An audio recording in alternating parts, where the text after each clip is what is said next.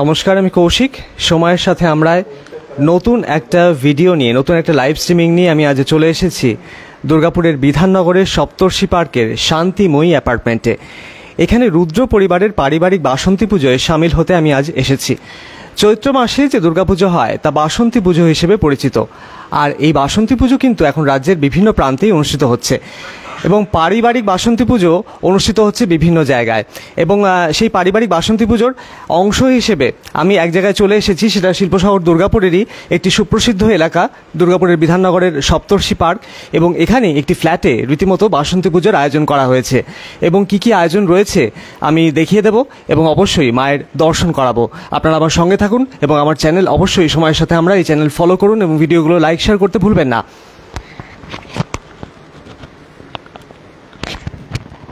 দেখুন, একদম আমি ফ্ল্যাটের ভেতরেই চলে এসেছি এবং সুন্দরভাবে দেখুন বাসন্তী প্রতিমা, কি সুন্দর একচালার প্রতিমা সাজানো হয়েছে। এবং তার আগে শুরুতেই দেখুন গেটটা কিন্তু সত্যিই খুব অনবদ্য যাকে বলা যায় এবং এত সুন্দর লাগছে। আসবে ও প্রথম এতে আসবে না, আপনাকে মানে পুরো বড় করলে তখন আসবে। প্রথম বড় করছি তাহলে তো এটা ইয়েতে আপনি ফুল প্লেসটাতে খুলুন, ঠিক আসবে। আমি দেখিয়ে দিচ্ছি আপনাদেরকে। প্রথমে গেটটা দেখুন খুব সুন্দর করে সাজানো হয়েছে। এমনিতেই ঘরের সাজসজ্জা খুবই সুন্দর। এটা পারিবারিক বাসন্তী পুজো হলেও ফ্ল্যাট বাড়ির বাসন্তী পুজো হিসেবেই রীতিমতো পরিচিত।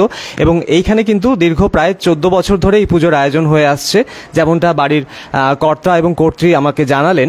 এবং প্রতিমার আমি দর্শন করিয়ে দিচ্ছি, বাসন্তী প্রতিমার। আজ শুভ সপ্তমী এবং সকাল থেকেই ব্যস্ততা ছিল। এই ব্যস্ততার মাঝেই কিন্তু আমি দুপুরবেলা এখানে চলে এসেছি এবং পুজোর যে আয়োজন, 4 দিন ব্যাপী যে পুজোর আয়োজন, সেই পুজোর আয়োজন সম্পর্কে আমি এখানে যারা রয়েছেন পরিবারের সদস্য, মূলত রুদ্র পরিবারের যিনি গৃহিণী রয়েছেন তিনি পুরো বিষয়টা জানিয়ে দেবেন। এবং বাসন্তী মায়ের অবশ্যই দর্শন করিয়ে দিচ্ছি আজকে আপনাদেরকে। এবং অবশ্যই আপনারা ভিডিওটা যত বেশি সংখ্যক মানুষ শেয়ার করবেন নিজেদের টাইম লাইনে, ততই ভিডিওটা চারদিকে ছড়িয়ে পড়বে এবং সকলেই জানতে পারবে যে কোথায় দুর্গাপুরের বাসন্তী পুজোর আয়োজন হচ্ছে এবং কি কি আয়োজন থাকছে। আমি রীতিমতো পারিবারিক বাসন্তী পুজোর অংশ হওয়ার জন্য এখানে চলে এসেছি এবং লাইভ স্ট্রিমিংয়ের মাধ্যমে আমি পুরো তথ্য আপনাদের সামনে তুলে ধরছি। এটা সপ্তর্ষি পার্কের রীতিমতো শান্তিময়ী অ্যাপার্টমেন্টে এই বাসন্তী পুজোর আয়োজন করা হয়েছে। আজকে শুধু নয়, রীতিমতো দীর্ঘ প্রায় 14 বছর ধরে এই আয়োজন থাকছে। এই পুজো আগে মহালক্ষ্মী পার্কে হতো, সেটাও পারিবারিক পুজোই ছিল। সেই পারিবারিক পুজো এখন এইখানে অনুষ্ঠিত হচ্ছে। এবং ঠিক কী কী আয়োজন রয়েছে, বাড়ির গৃহকর্ত্রী এখানে উপস্থিত রয়েছেন, রীতিমতো সেজে গুজে তিনি এসেছেন এবং খুব ভালো লাগছে আপনাকে। দিদি নমস্কার। তো কবে থেকে পুজো চলছে এই বাসন্তী পুজোর আয়োজনটা? আমাদের পুজো আরম্ভ হয় 2013 সনে। আচ্ছা, 2013 সনে আমাদের পুজো আরম্ভ হয়। ইংরেজি 2013। হ্যাঁ হ্যাঁ হ্যাঁ। মূলত প্রথম থেকে কি এখানেই হতো না, আগে আমরা ভাড়া থাকতাম মহালক্ষ্মী পার্কে। তো মানে এতটাই মানে ওখানে দীর্ঘদিন আমরা ছিলাম। ওখানে আমাদের যে বাড়িতে ভাড়া থাকতাম ওখানে পার্শ্ববর্তী একটি গ্যারেজ ছিল, সেই গ্যারেজেই আমরা অনুষ্ঠিত করতাম। আর এতটাই প্রচলিত হয়ে গিয়েছিল সেই সময়, কারণ আমরা অনেক বছর মহালক্ষ্মী পার্কে ছিলাম আর প্রত্যেক বছর এই পুজোর আমরা আয়োজন করতাম। আর এতটাই দীর্ঘ বছর ধরে এই পুজোর আয়োজন করার ফলে এই পুজো এতটাই প্রচলিত হয়ে গিয়েছিল যে মানে অটো চালক, টোটো চালক তারা মানে তাদেরকেও যদি পরিচয় দিত যে আমরা এখানে যেতে চাই, অমুক জায়গায় যেতে চাই, কেউ যদি না বুঝতে পারতো তখন এই মানে বাড়ির যেখানে বাসন্তী দুর্গা পুজো হয় সেইখানে নিয়ে চলুন, এইভাবে রেফারেন্স দেওয়া হতো। তখন তাদের বুঝতে সুবিধা হতো। তা তারা নিজেরাও বলতেন যে যেখানে বাসন্তী দুর্গা পুজো হয় সেই জায়গাতে আপনারা যেতে চাইছেন, সেই পাড়াতে যেতে চাইছেন। এইভাবে টোটো চালক, অটো চালক মানে তারাও আর কি মানে হ্যাঁ হ্যাঁ হ্যাঁ হ্যাঁ রুটটা চিহ্নিত এইভাবে করেছিলেন। হ্যাঁ হ্যাঁ হ্যাঁ হ্যাঁ, একদমই তাই, একদমই তাই। হ্যাঁ, আমরা যেহেতু মানে নিচে পুজোর আয়োজন হতো, ফ্ল্যাটে কি ভিতরে হচ্ছে, ফ্ল্যাটের ভিতরে, আর ওখানে তো নিচের তলায় আমরা থাকতাম আর গ্যারেজটাও নিচে ছিল, যার জন্য একদম ওপেন ছিল পুজোটা, একদম রাস্তার উপরে ছিল, ঠিক একদম বাস স্টপের পাশে। যার জন্য রাস্তা দিয়ে চলাচল করার সময় অনেক লোকেরাই দেখতে পেত এবং আমরা চেনা অচেনা প্রচুর মানুষকে মানে পেতাম, তারা রাস্তা দিয়ে যেতে যেতে পুজো দেখতে পেত এবং সেই মানে তারা ইউটার্ন নিয়ে পুজোর দিকেই চলে আসতো। প্রচুর মানুষ যাদের আমরা মানে চিনিও না তারা এসে পুজোতে সম্মিলিত হতেন। আর মা প্রচণ্ড ভীষণভাবে জাগ্রত, মানে আমরা চিনি না এমন ব্যক্তি তারাও এসে আমাদের বলেছেন যে মায়ের কাছে মানত করে তারা অনেক ফললাভ পেয়েছেন। মা ভীষণ জাগ্রত, মা সবার কথা শোনেন, মা ভীষণ সবার পীড়া হরণ করেন, মা ভীষণ দয়াময়ী।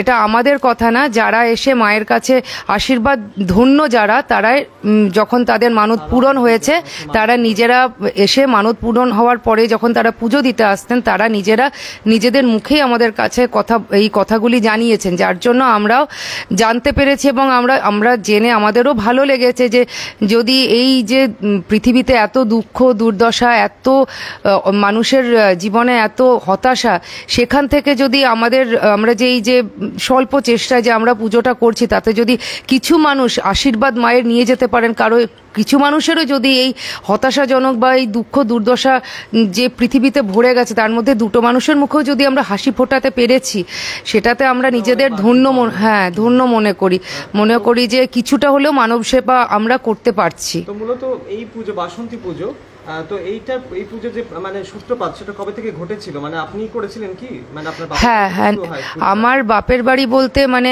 আমার তো মানে আসল যেটা আমার মানে পৈতৃক যে বাড়ি ছিল সেটা আমার এখন বাংলাদেশে ময়মনসিংহ জেলায়। তো ওখানে আমার পিতৃপুরুষেরা আমার বাবার দিকের যারা ছিলেন তারা এই পুজোর আয়োজন করতেন, কিন্তু এবার আমার বাবা পড়াশোনার জন্য এইখানে চলে আসেন। তারপরে যা হয়েছে ইতিহাস আমরা তো সবাই জানি, দেশ ভাগ এর জ্বালা আমরা সবাই জানি। তারপরে কিছু ভাই ওখানে থেকে গেছে, কিছু ভাই এই মানে এখানে থেকে গেছে, আমার বাবা আমার কাকা এখানে থেকে গেছেন, দুই পিসি এখানে থেকে গেছেন। ওখানে আমার এখনো আমার পরিবারজনেরা আছেন, আমার কাকারা আছেন, আমার কিছু পিসিরা আছেন। তো এরকম ছাড়াছাড়ি ভাইদের মধ্যে বোনদের মধ্যে হয়ে গেল। হ্যাঁ, যার কারণে মানে পুজোটা মানে আমার ঠাকুরদা পর্যন্ত হয়েছে, কিন্তু তারপরে যে বাবাদের যে প্রজন্মটা তারাই সেই যে মানে যুগান্তরের পুরনো যে পুজো, কেউ বলতেও পারে না যে কত যুগ আগে আমার পিতৃপুরুষের এই পুজো মানে আরম্ভ করেছিলেন, সেই পুজো মানে দুঃখজনকভাবে বন্ধ হয়ে যায়। তো আমার বাবার মনে ভীষণভাবেই ব্যথাটা ছিল। বাবা আমাকে ছোটবেলা থেকে গল্প শোনাতেন, আমাদের বাড়িতে এরকম বাসন্তী পুজো হতো, গোটা গ্রামের লোকজন এসে এখানে সম্মিলিত হতো, সবাই খাওয়া দাওয়া করতো, 4 দিন ধরে ভীষণ আনন্দ উৎসব হতো। করতে পারলাম না রে, বাবা ভীষণ দুঃখ প্রকাশ করতেন আর কি। এটা নিয়ে আমার ভীষণ খারাপ লাগতো আর কি। আমি নিজেকে অনেক ধন্য মনে করি, আমার স্বামী অনেক সহযোগিতা করেছেন। আমার ভীষণ ইচ্ছে ছিল আমার বাবা তো আর নেই। আমার প্রথম যখন এই পুজোর আয়োজন করেছিলাম, মা দশমীতে যখন মাকে আমি বরণ করছি, তখন আমার ভীষণ কষ্টই হয়েছিল, কারণ ঘরের মেয়ের মতো মাকে 5 দিন রেখে অনেক আদর আহ্লাদ দিয়ে মাকে রেখেছিলাম। তো হ্যাঁ, একদমই। আর তো সেই সময় মানে ভীষণ আবেগপ্রবণ হয়ে গিয়েছিলাম আমি। তখন আমার বাবা আমাকে বলেছিলেন যে তুই দুঃখ করছিস কেন, তুই তো তাও করতে পেরেছিস, আমি তো পারিনি রে। আমার না পারা জিনিসটা তুই করে তো দেখিয়েছিস, এটাতে আনন্দ পা, তুই দুঃখ করিস না, চোখের জল ফেলিস না, এটা তো আনন্দের জিনিস। যেটা আমার বাধা পড়ে গেছিল সেটা তুই দূর করেছিস। হ্যাঁ, এটা সত্যি বড় পাওনা। এটা আমার স্বামীর সম্পূর্ণ সহযোগিতা ছিল।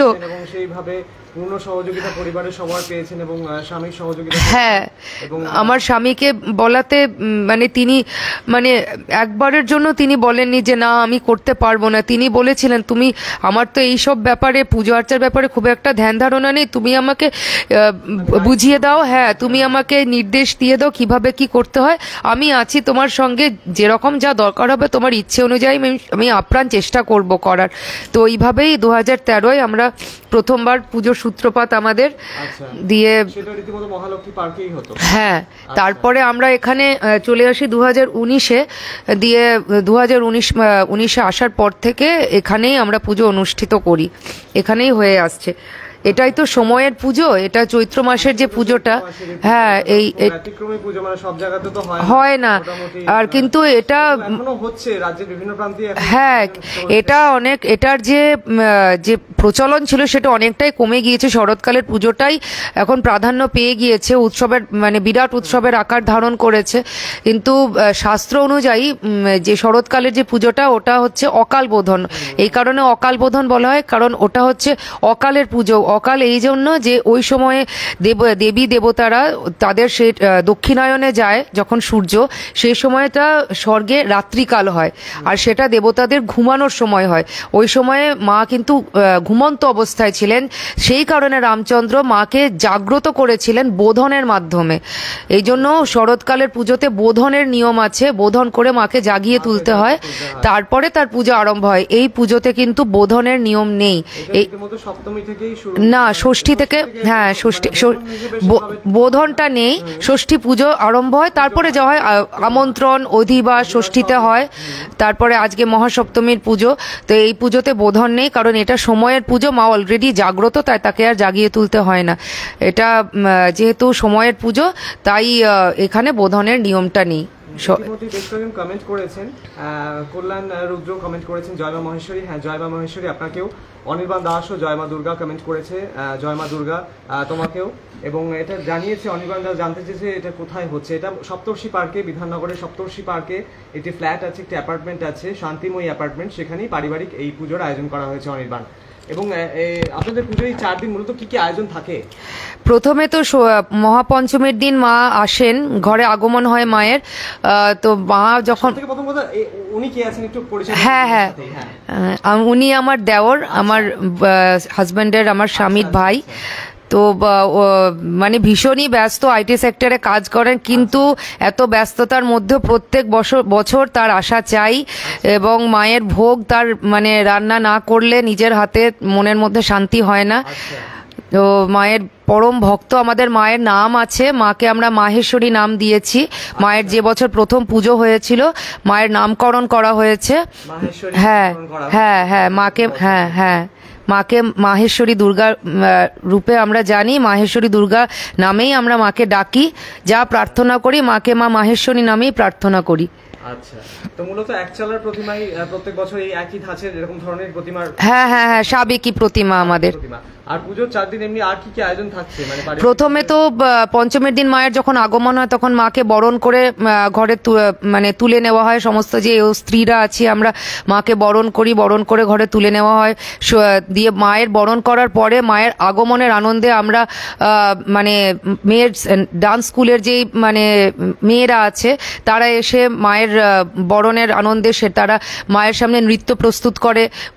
কোনো বছর আমরা ভজনের আয়োজন করি, যেমন এই বছরই ভজনের আয়োজন করেছিলাম মহাপঞ্চমীর দিন। দিয়ে ষষ্ঠীর দিন, ষষ্ঠীর সকালে অশোক ষষ্ঠীর পুজো হয়। ষষ্ঠী পুজো হওয়ার পরে সন্ধেবেলায় মায়ের আমন্ত্রণ হয়, অধিবাস হয়। ষষ্ঠীর সকালে আমরা ষষ্ঠীর বাড়ি আনতে যাই, দিয়ে ষষ্ঠীর ঘট পাতা হয়। ওই যে ষষ্ঠীর ঘট গতকাল পাতা হয়েছে, ঘরটা দেখা যাচ্ছে, একটু দর্শকদের একটু দেখিয়ে দিই। এটা গতকাল পাতা হয়েছে।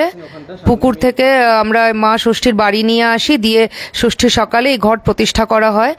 আর সন্ধেবেলা ওই যে পিছনে দেখছেন বেল গাছ আছে, ওই বেল তলায় মায়ের আমন্ত্রণ ও অধিবাস করা হয়। হ্যাঁ হ্যাঁ হ্যাঁ হ্যাঁ, ওই গরমের জন্য শুকিয়ে গিয়েছে। হ্যাঁ, তো ওই বেল তলায় মায়ের আমন্ত্রণ ও অধিবাস করা হয়। আচ্ছা, এরপরে আজকে মহাসপ্তমীর একত্রিত হয় এই সময়টায় নাকি? হ্যাঁ হ্যাঁ হ্যাঁ হ্যাঁ হ্যাঁ হ্যাঁ, সব এখন মানে পুজোর পরে, হ্যাঁ হ্যাঁ হ্যাঁ, ক্লান্তিতে, হ্যাঁ উপোস থেকে তারপরে সবাই ক্লান্ত আর কি। আচ্ছা, মানে তোমার নামটা সর্বপ্রথম বলো। আমি জয়দীপ দত্ত। আমি হচ্ছে কল্যাণদার ভাই হই, পিস্তুত। আর সবাইকে শুভ মহাসপ্তমীর আন্তরিক শুভেচ্ছা এবং শুভ নববর্ষ। ব্যাপারটা হচ্ছে আমাদের এই পুজোটা এমন হয়ে গেছে, মানে 2013 থেকে স্টার্ট, আর তখন থেকেই আমরা রয়েছি। আমি, আমার মা, বাবা সবাই আসি, মানে আমাদের এটা পারিবারিক পুজো হয়ে গেছে। তো আমাদের ব্যাপারটা মানে আমরা প্রত্যেক বছর ওয়েট করি, ঠিক যেরকম আমরা দুর্গাপুজো মানে শরৎকালে দুর্গাপুজোর জন্য ওয়েট করি, তেমনি এই পুজোর জন্যও ওয়েট করি। না আমাদের কাছে সেলিব্রেশন দুবার, লাইক টুয়াইস ইন আ ইয়ার। আর মানে এটা একটা বাড়তি পাওনা। আর আমরা সত্যি খুব ভাগ্যবান যে আমার বৌদি এবং আমার দাদা মিলে এই পুজোর আয়োজন শুরু করেছিল। না আমরা কখনোই ভাবিনি যে আমাদের পরিবারের মানে নিজস্ব পরিবারে একটা এত বড় পুজোর আয়োজন করা সম্ভব। ঠিক আছে, প্রথম দিকে আমরা খুব কমজনই ছিলাম, এমন নয় যে খুব লোকজন ছিল, কিন্তু সেই থেকে যখন শুরু হলো সেই থেকে চলছে। এবং হয় না যে মানে শুরু হোক আগে, তারপর বাকিটা ভগবান জুটিয়ে নেয়। তো প্রত্যেক বছর কিছু না কিছুভাবে লোকজন হয়ে যায়। আমরা ঘট নিয়ে যাওয়ার জন্য লোক হোক, কি ভোগ রান্না করার জন্য মানুষ হোক, সবাই ঠিক জোগাড় হয়ে যায়। আর সবাই খুব হই হুল্লোড় করে আমরা আর কি আয়োজন করি এই পুজোটা। প্রথম দিকে আমরা অনেক রকমের কন্টেস্ট হতো, মানে আমাদের নাচ গান, ধুনুচি নাচ। প্রত্যেক বছর ধুনুচি নাচ তো হয়। আমার বৌদি খুব ভালো নাচ করে, আমি একদমই করি না। ঠিক আছে, যদি আপনারা অষ্টমীর দিন আসতেন নিশ্চয়ই হবে, নিশ্চয়ই হবে। হ্যাঁ, তো ধুনুচি নাচটা আমাদের এই পুজোর একটা বিশেষ অ্যাট্রাকশন। আর আগে যেটা হতো, যেহেতু এই মহালক্ষ্মী পার্কে মানে বাস স্ট্যান্ডের ঠিক একদম পাশেই বাড়িটা ছিল, তো ওখানে কি হতো না, রাস্তার উপর পুজোটা হওয়াতে সব লোক এমনি চলে আসতো। মানে হ্যাঁ, বারোয়ারি, মানে অনেকে বুঝতেই পারতো না যে এটা বাড়ির পুজো। সবাই ভাবতো যে এটা কোনো পাড়ার পুজো বা সার্বজনীন পুজো। কেউ পুজো দিতে আসছে, কেউ এমনি মাকে দেখতে আসছে, কেউ গাছের ফুল হয়েছে সেটা দিতে আসছে। একটা গরু আসতো প্রত্যেক মানে বছর, একটা গরু আসতো। এটা কিন্তু সত্যি কথা, মানে আমাদের কাছে ভিডিও আছে। একটা গরু আসতো নিয়ম করে, ষষ্ঠী থেকে সপ্তমীর মধ্যে যে কোনো একটা দিনও আসবে। এমন হয়েছে দুদিন এসছে, চাল মাখা খেয়ে তারপর যাবে। হ্যাঁ, তো শুধুমাত্র মানুষ শেষ হতো, ঠিক তারপরে দেখা যেত যে গেটের বাইরে দাঁড়িয়ে আছে। তো অনেক অনেক অলৌকিক ঘটনা আছে। হ্যাঁ, অনেক অলৌকিক ঘটনা আছে। দেখুন, মা সব জায়গায় বিরাজমান। ঠিক আছে, আমরা মায়ের একটা রূপ পুজো করছি মাত্র। যে মা আপনারা ভবতারিণী মার রূপে আপনারা দেখছেন দক্ষিণেশ্বর মন্দিরে, বা আমরা যেখানে মানে মা তারা রূপে দেখছেন, যেখানেই দেখছেন সেই মায়েরই এক রূপ এখানে পুজো হচ্ছে। ঠিক আছে, আর এইখানে মায়ের নাম হচ্ছে মা মাহেশ্বরী মা। তো আমাদের মূল বক্তব্য হচ্ছে আপনারাও মন ভরে মাকে ডাকুন। যদি ভক্তি ভরে মাকে ডাকতে পারেন, তাহলে অতি যৎসামান্য আয়োজন দিয়েও পুজো করা সম্ভব, যেটা আমরা চাক্ষুষ দেখেছি। আমরা খুব যৎসামান্য একটা আয়োজন দিয়ে শুরু হয়েছিল। আজকে এই যে জাঁকজমক, আজকে এই যে হ্যাঁ এখন হয়েছে, আজ হয়েছে, প্রথম থেকে কিন্তু এত ছিল না।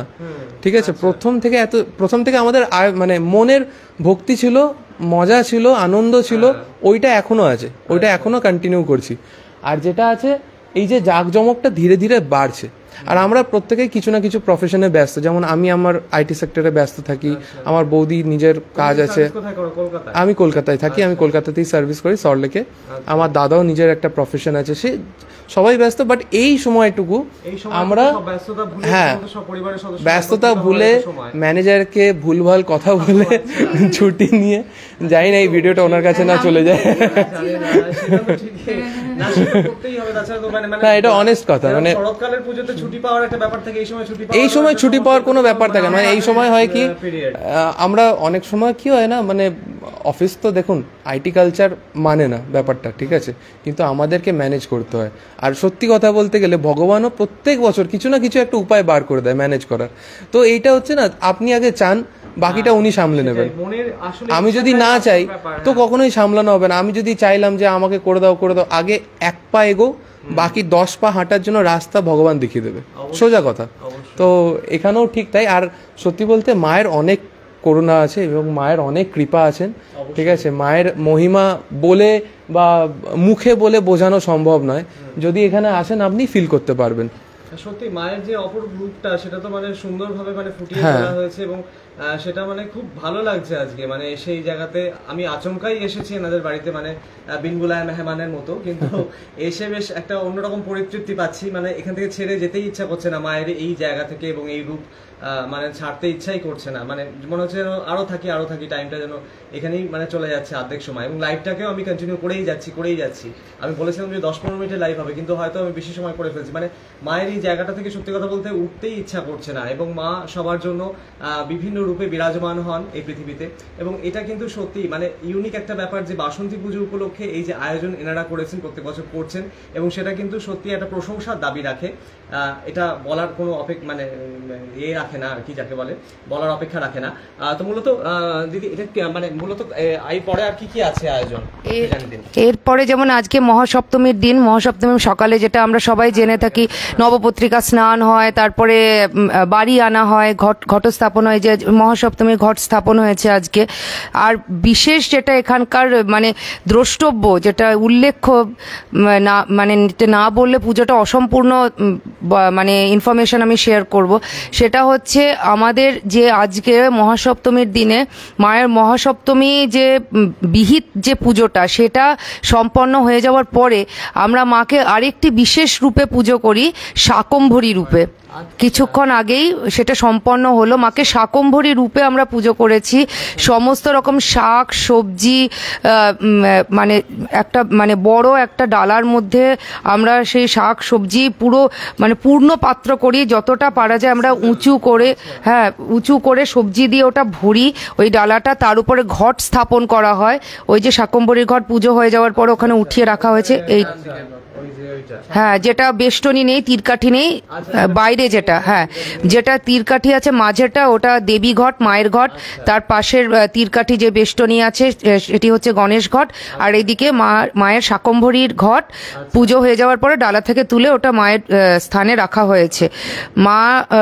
মানে চণ্ডীতে উল্লেখ আছে যে যখন একবার তীব্র খরা পড়েছিল, সেই তীব্র খরার সময় একটি অসুরের প্রকোপে তীব্র খরা হয়েছিল, যার জন্য পৃথিবীর যত শাক সবজি ছিল সমস্ত কিছু যা হয় খরা হলে যা হয়, চারপাশে সব শুকিয়ে গেছে, গাছপালা শাক সবজি, মানুষ কিছু খেতে পারছে না, অনাহারে সবাই মৃত্যুবরণ করে নিতে হচ্ছে। তো এটা দেখে মায়ের মন তো তার সন্তানের কষ্ট দেখে কি আর থাকতে পারে? তো মা এতটাই দুঃখ পেয়েছিলেন যে মা শতটা অক্ষি দিয়ে তার অশ্রুপাত হয়েছিল, যার জন্য মায়ের মানে এই ঘটনাগুলো সমস্ত চণ্ডীতে উল্লেখ আছে। মায়ের এই শতটা অক্ষি দিয়ে অশ্রুপাত হওয়ার ফলে মাকে বলা হয় শতাক্ষী। শতটা অক্ষি দিয়ে তার অশ্রুপাত হয়েছিল সন্তানের দুঃখ দেখে। তো তার সারা শরীর থেকে মানে শুধু চোখ আর শতটা চোখ দিয়ে তার শুধু অশ্রুপাত হয়ে গিয়েছে। তার সন্তানেরা না খেতে পেয়ে মরে যাচ্ছে এই দেখে তিনি থাকতে পারেননি, যার কারণে তার নাম হয়ে যায় শতাক্ষী। এবার এই যে এত অশ্রুপাত হয়েছে, এই অশ্রুপাতগুলো পৃথিবীতে পড়েছে বৃষ্টির রূপে যখনই পৃথিবীতে পড়েছে, ধরিত্রী আবার শস্য শ্যামলা হয়েছে, তখন তিনি তার সন্তানদের ভরণ পোষণের জন্য, তাদের অভুক্ত পেটকে ভরিয়ে তোলার জন্য মা যেমন এক সময় অন্নপূর্ণা রূপ নিয়েছিলেন, মা এই সময় শাকম্ভরী রূপ ধারণ করেছিলেন। মানে শাক সবজি, সেই থেকে শাকম্ভরী সমস্ত শাক সবজি নিয়ে তিনি পৃথিবীতে অবতীর্ণ হয়েছিলেন। এই পৃথিবীকে আবার শস্য শ্যামলা করে তুলেছিলেন, চারপাশে আবার শাক সবজি দিয়ে ভরে উঠেছিল। তার সন্তানরা আবার তারা ফল মূল সবজি ইত্যাদি শাক পাতা এগুলো আবার তারা খেতে পান, এবং তাদের পেটের যে জ্বালা, ক্ষুধার জ্বালা, সেটা জুড়ায়, এবং পৃথিবী আবার আগের মতো স্বাভাবিক হয়ে ওঠে। তো মায়ের এই যে শাকম্ভরী রূপের পুজো, এটা কিন্তু আমার জানা নেই। হ্যাঁ, আজকে সম্পন্ন হয়েছে। আজকে সপ্তমী পুজোর পরে মাকে শাকম্ভরী রূপে পুজো করা হয়, এবং এই পুজোটা, শাকম্ভরী পুজোটা, এটা আমার মনে হয় না দুর্গাপুরে আর কোথাও হয়ে থাকে। আমার যতদূর মানে জ্ঞান আছে, শুধু আমার মনে হয় আমাদের বাড়িতেই হয়। কারণ মানে এই মায়ের এই রূপের মানে ব্যাপারে অনেকে জানেই না, শাকম্ভরী রূপের ব্যাপারে নামই হয়তো অনেকে শোনেনি। তো এই রূপের আমি মানে চণ্ডীপাঠ তো আমি করি, যখন মায়ের যে পুজোটা হয় তখন আমি চণ্ডীপাঠ করি। চণ্ডীপাঠ করতে করতে আমি যখন মায়ের শাকম্ভরীর এই লীলাটা যখন আমি পড়ছিলাম, তখনই আমার মনে হয়েছিল যে মাকে অন্নপূর্ণা রূপে তো আমরা পুজো করি, মা তো শাকম্ভরী রূপও ধারণ করেছিলেন সন্তানের মঙ্গলের জন্য, তাহলে মাকে এই রূপেও তো আমাদের পুজো করা করা উচিত, এটাও তো একটা মঙ্গলময়ী রূপ, তাহলে এই রূপটাও আমাদের সেলিব্রেট করা উচিত। সেই জন্য আমার মনে হয়েছিল যে আমি একবার ঠাকুরমশাইকে বলি যে ঠাকুরমশাই আপনি মাকে শাকম্ভরী রূপেও পুজো করুন। তো উনি, আমাদের ঠাকুরমশাইরাও খুবই ভালো, আমি যেরকম বলি ওনারা আপ্রাণ চেষ্টা করেন আমাদের মনের ইচ্ছেটা পূরণ করার জন্য। তো উনি, আমি বলেছি আর আমার কথা মতো উনি মায়ের পুজো শাকম্ভরী রূপে উনি পুজোর 3য় বর্ষ থেকে আরম্ভ করেন। প্রথম 2 বছর কিন্তু মায়ের শাকম্ভরী রূপে পুজো হতো না, যে 3য় বর্ষ থেকে আমরা সপ্তমীর দিন মায়ের শাকম্ভরী রূপের পুজো, সপ্তমী পুজো হয়ে যাওয়ার পরে আরম্ভ করি। তারপরে আগামীকাল আছে, আগামীকাল অষ্টমী, মহাষ্টমীর পুজো হয় সকালে। তারপরে মহাষ্টমীর অঞ্জলি হয়ে যাওয়ার পরে কুমারী পুজো হয়। আচ্ছা, হ্যাঁ হ্যাঁ, কুমারী পুজো হয়। কুমারী পুজো হয়ে যাওয়ার পরে যেহেতু এই চৈত্র মাসের যেই বাসন্তী দুর্গা পুজোর অষ্টমীতে অন্নপূর্ণা পুজো হয়, তাই মাকে আগামীকাল অন্নপূর্ণা রূপেও পুজো করা হয়। অষ্টমী পুজো, কুমারী পুজো হয়ে যাওয়ার পরে মায়ের অন্নপূর্ণা রূপেরও পুজো হয়। তার সাথে সাথে 56 ভোগেরও 56 থেকে বেশি, এবং তার সাথে সাথে আমাদের না মানে নাম অনুযায়ী 56 ভোগ হয়, কিন্তু অনেক সময় 72, 74, 75ও হ্যাঁ বেড়ে যায়, বাড়তেই থাকে। মানে আমরা সকাল 7টা, 6:30 থেকে বসি এবং দুপুর 12টা, 1টা অবধি একটানা মানে সবাই মিলে, আর আমি, আমার মা, ঠাকুর মশাই আছেন, তারা সবাই মিলে আর কি আমরা রান্না বান্না করি। এবং অনেক রকম পদ, আমরা 3 রকমের অন্ন হয়, পোলাও, বাসন্তী পোলাও, এমনি সাদা পোলাও, তারপরে খিচুড়ি, এমনি যে সাদা অন্ন, এছাড়াও অনেক রকমের তরকারি হয়, ভাজা ভুজি তো আছেই, এর সাথে চাটনি, পায়েস, এরকম অনেক রকমের পদ তৈরি হয়। এছাড়াও হ্যাঁ পাঁপড় হয়, আর যা যা হয় আর কি। তো মোটামুটি আমাদের চেষ্টা করা হয় যেন মানে ভক্তি ভরে মাকে আমরা যেন প্রসাদ মানে মাকে যেন আমরা ভোগ নিবেদন করতে পারি। আর এরপরে আমাদের হয় হচ্ছে সন্ধি পুজো হয়, মানে সেটা কখন হবে? নবমীতে? হ্যাঁ, অষ্টমী এবং নবমীর, হ্যাঁ সন্ধিক্ষণে। মানে আমরা শরৎকালে দুর্গাপুজো যা যা নিয়ম দেখেছি সেই নিয়ম, তার কারণ হচ্ছে প্রধান দুর্গাপুজো এটাই। পরে রামচন্দ্র তার যখন মানে রাবণকে বধ করার জন্য যখন তার প্রয়োজন হয় মাকে, তখন তিনি অকালে সেই বোধন করা হয় এবং জাগ্রত করেন, এবং সেই জন্য তিনিও সেই নিয়মগুলোই মানে একেবারে সম্পূর্ণরূপে ফলো করতেন, যে নিয়মগুলো এই দুর্গাপুজোর ছিল। তার জন্যই কি হয় যে আমরা মনে করছি যে ওই নিয়মের সাথে এই নিয়মের মিল, আসলে এই নিয়মের সাথে ওই নিয়মগুলোর মিল। যাই হোক, তো এরপরে সন্ধি পুজোর পর নবমীর পুজো শুরু হচ্ছে। তারপরে ধীরে ধীরে মায়ের বিদায়ের পালা, যাকে এখনো অনেক সময় আছে, এখন বিদায়ের কথা না বলাই নয়। হ্যাঁ, আমরা শুধু এইটুকুই চাই যে প্রত্যেক বছর আমরা ওয়েট করি, প্রত্যেক বছর যেন যতই ব্যস্ততা থাক আমরা যেন আসতে পারি, আর সবার মধ্যে যেন এই অ্যাওয়ারনেসটা পৌঁছাক যে বাসন্তী দুর্গা পুজোরও একটা এক্সিস্টেন্স আছে, একটা হ্যাঁ এখানে পুজো হতে পারে, হ্যাঁ, এবং সেটা সবাই জানুক। এত বড় জায়গাতে কিন্তু একটি বাসন্তী পুজো হচ্ছে, সেটা কিন্তু মানে বড় একটা প্রায়োরিটি পাচ্ছে এই পুজোটা। সেক্ষেত্রে সবার মধ্যে এর প্রচার হোক, সবাই জানুক, সবাই আসুক, আসতে কোনো বাধা নেই। মাকে দেখো, মাকে ভক্তি ভরে ডাকো, যদি আপনাদের মনের ইচ্ছা পূরণ হয় তাহলে বারবার আসবেন, কোনো অসুবিধা নেই। অবশ্যই অনেক ধন্যবাদ তোমাকে। নিশ্চয়ই। আপনার নামটাও একটু জানিয়ে দেবেন? আমার নাম চৈতালি রুদ্র। আচ্ছা, এটা রুদ্র পরিবারের রীতিমতো পারিবারিক বাসন্তী পুজো। হ্যাঁ, ভালো লাগলো আপনাদের সাথে কথা বলে, এবং মায়ের এই অনবদ্য রূপ যেটা আমি বারে বারে আপনাদেরকে দেখিয়ে দিচ্ছি, এবং আপনারাও অনেকেই কমেন্ট করেছেন জয় মা দুর্গা, জয় মা মাহেশ্বরী হিসেবে এখানে পুজো করা হয়, মাকে মাহেশ্বরী নামকরণ করা হয়েছে, সেই নামেও অনেকে কিন্তু কমেন্টে লিখেছেন, এবং খুব সুন্দর লাগছে মায়ের এই রূপটা আমি আপনাদেরকে দেখিয়ে দিলাম। এবং অবশ্যই আজকে মহাসপ্তমী, আপনাদের মহাসপ্তমীর ভালো কাটুক, সবার কেটে গেছে অলরেডি, মানে অর্ধেক সময় পেরিয়ে গেছে। কালকে মহাষ্টমীর পুজো আছে, তার প্রিপারেশন অলরেডি শুরু হয়ে গিয়েছে, এবং এখনকার মতো এই লাইভ স্ট্রিমিং এখানেই শেষ করছি। আপনারা সবাই ভালো থাকবেন, সুস্থ থাকবেন, এবং জয় মা দুর্গা, জয় মা মাহেশ্বরী এই বলে আজকে লাইভ স্ট্রিমিং এখানেই শেষ করছি। এবং আপনারা অবশ্যই বাসন্তী পুজোয় যদি সামিল হতে চান তাহলে কিন্তু বিধাননগরের এই সপ্তর্ষি পার্কে এখানে চলেই আসতে পারেন, এই শান্তিময়ী অ্যাপার্টমেন্টে এই পারিবারিক বাসন্তী পুজোয় সামিল হতে।